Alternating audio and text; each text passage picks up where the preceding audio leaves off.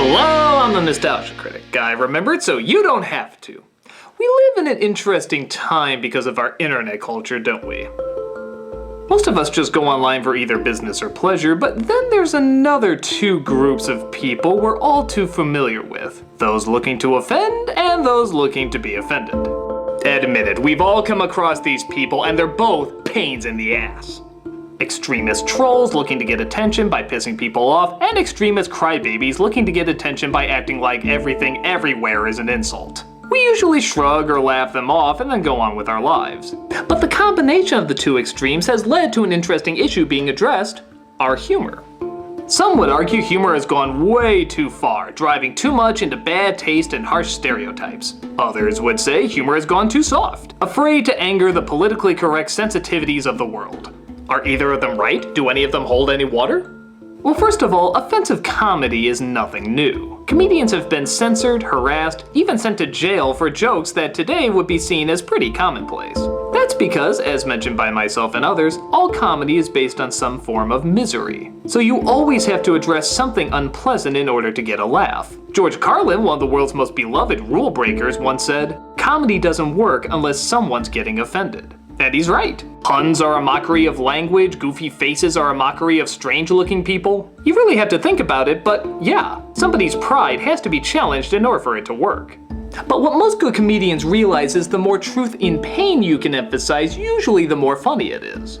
Tom and Jerry is much funnier than Smurfs because it really looks like the pain hurts. Malcolm in the Middle is much funnier than Full House because they address much harsher realities. But of course, if you were to see any of these in real life, you'd probably be horrified and wouldn't laugh at all. Hence, this is why comedy is a defense mechanism, which I go more into in other editorials. But this begs the question, when does a joke go too far? Why is it okay when Dave Chappelle uses the N-word, but not okay when somebody else uses it like, It's not called for you to hear on my ass, you cheat motherfucker! Yeah. To many of us, this might seem pretty fucking obvious what the difference is, but like in many cases, you need an extreme to understand an extreme. So we'll just use this one as an example. When Richards used the word, it wasn't to laugh at a problem or offer an interesting point of view. His intent was to seriously hurt a person. With Chappelle, he uses the exact same word, but he's mocking such hate. He's using it as a means of satire and to get people to look at an issue.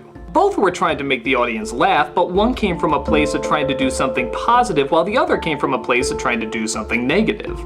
So, does it simply come down to intent?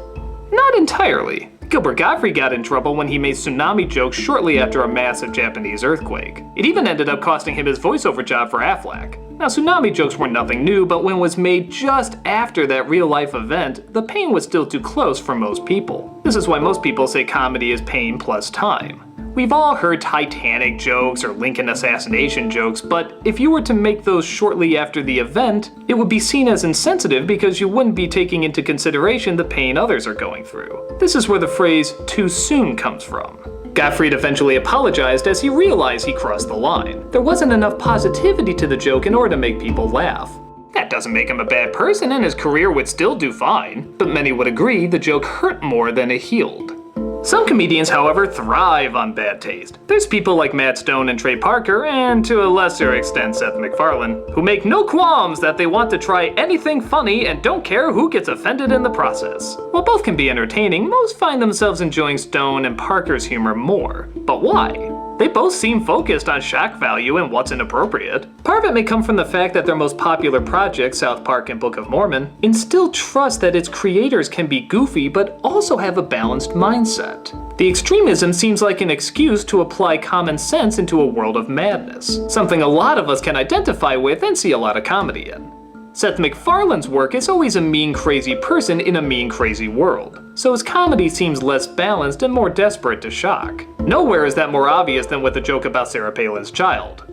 I think. It's actually kind of confusing. On Family Guy, Chris goes on a date with a girl who has Down syndrome and she says her mother is the former governor of Alaska. Palin got so pissed and caused others to make a big fuss about it, but to me, the biggest insult is the joke doesn't make sense. Palin has a son with Down syndrome. Are they implying that former governors of Alaska have Down syndrome kids? Are they saying the son got a sex change and suddenly became a teenager really fast? The joke is such a cheap shot at shock humor that people got offended by it before they even asked if they really got it. That's an example of humor looking to shock just for the sake of shock value. Now that's not to say it can't be funny or even downright hilarious at times, but it's not gonna hit as many bullseyes as South Park, as we've seen the past couple of years, because we relate with Parker and Stone's humor more and therefore trust them more. So even the art of bad taste is still an art nonetheless.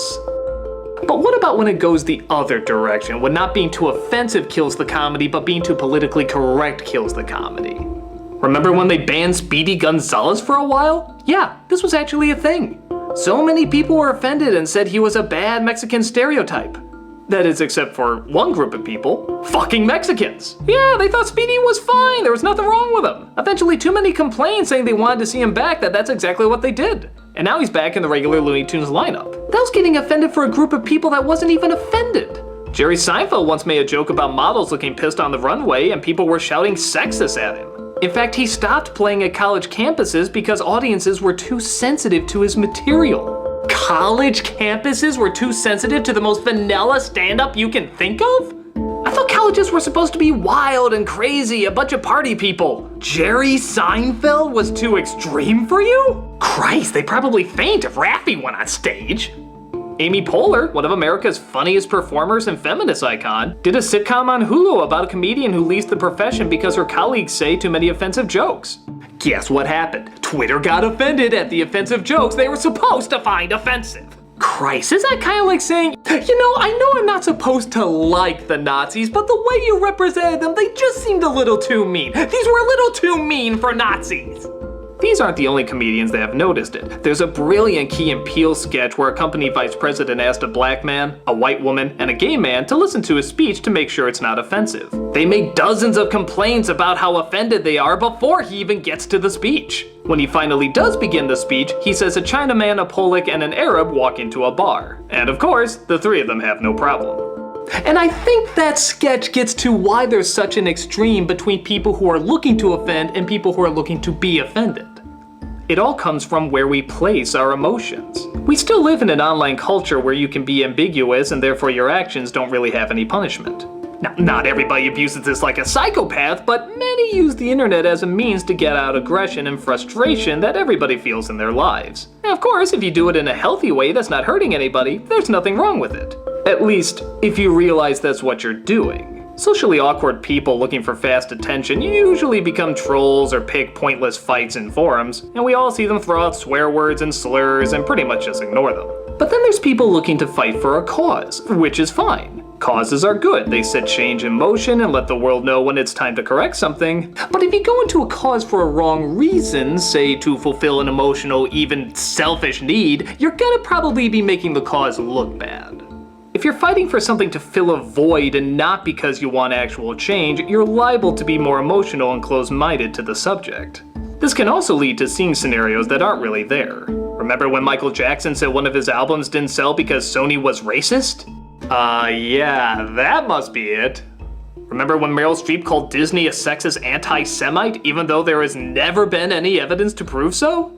And not to bring up Palin again, but remember when she turned feminist for just a few minutes, claiming that the reason everybody was picking on her was because she was a woman? Nailed it, you've given us no other reason to possibly make fun of you. All of these are good causes, race, religion, gender. The equality of all of them is worth fighting for. But pent-up emotion can explode at the wrong time and at the wrong people, leading us to demonize perfectly good ideas or causes. Don't worry, we're not gonna be short of racist, sexist, bigoted assholes out there. You don't need to go searching for them where they don't exist. And you don't need to destroy good comedy for it either. In reality, the best way to cause change isn't to soften humor, but rather increase humor. Great comedians like John Oliver, Stephen Colbert, and Jon Stewart have become the most trusted people in media not because they wave their fingers and complain, but because they apply humor, satire, and common sense to facts that really matter. But let's be honest, it's the comedy that draws us in. We listen to them first because they're funny, then because they're dealing with hard truths. Look at John Oliver on YouTube, he's fucking exploding! Lots of people are getting interested in subjects that they never would have been interested in before. But because he makes them so funny and so interesting, you'd rather listen to him than some stick in the mud on Twitter. But if we're to go by the no comedy can be offensive guidelines, then not only would we lose these incredible truths, but also the great comedians that made it possible. So then, should we never be offended by anything? No, there are are people and jokes that are trying to spread more hate and despair rather than joy and change, and we should call them out on it. But does that mean we should list the things we can talk about and the things we can't talk about? Of course not. That'd be against free speech and limiting our growth. Remember when we were offended by Bart Simpson on TV? Or Madonna? Or any of these other people? These were shocking icons that were gonna destroy our generation, and now they're just commonplace. People barely even give a shit about them anymore. But they evolved us to an area where this could be commonplace, and talk about subjects that need to be talked about. So then, how do we know who to get offended by and who not to get offended by? Well, sadly, the answer's not in any book and it's not online. You just have to use common sense. I think most of us get a pretty strong feeling that Louis C.K. and Chris Rock don't use their offensive comedy out of mean-spiritedness. They use it to make you laugh and bring out a strong point. Where comedians like Carlos Mencia and Andrew Dice Clay probably do use it out of mean-spiritedness, aren't funny, and that's why they didn't last very long. You will get on a bus to go to the Million Man March, but you won't get on a bus to get away from Katrina.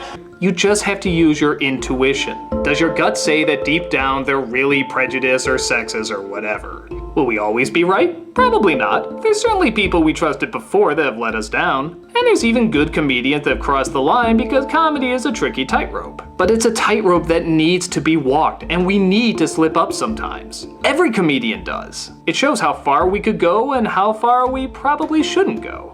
And it also shows that we can make wrong steps, but through the positivity that made us likable to begin with, we can get back on track. Some do this beautifully, others not so much. But if the alternative is fear and judge everything, then comedy will be dead very quickly. So still push the envelope of what's not accepted and still fight for what's worth fighting for. Just be sure that you're communicating it with the right intention. Because the cost isn't worth the price. Of all things, the 90s show Duckman might have made the most brilliant comments about comedy ever. It's when a comedian comes in claiming he wants to do humor that doesn't offend anyone. So this medical caregiver of indeterminate gender, because nurses can be male or female, says to his or her disabled, or should I say differently abled patient. You get the idea. But when he surprisingly becomes a big hit, our hero comes along and says some of the most poignant words ever about the importance of comedy. They're actually so good that I think it only fits to end the editorial with it. It's precisely when humor is offensive that we need it most. Comedy should provoke. It should blast through prejudices, challenge preconceptions. Comedy should always leave you different than when it found you. Sure, humor can hurt, even alienate. But the risk is better than the alternative. Demand to be challenged, to be offended, to be treated like thinking, reasoning adults. A duck voiced by Jason Alexander just said one of the most important things ever. This is why comedy is so great. I'm the nostalgia critic guy, remember it, so you don't have to.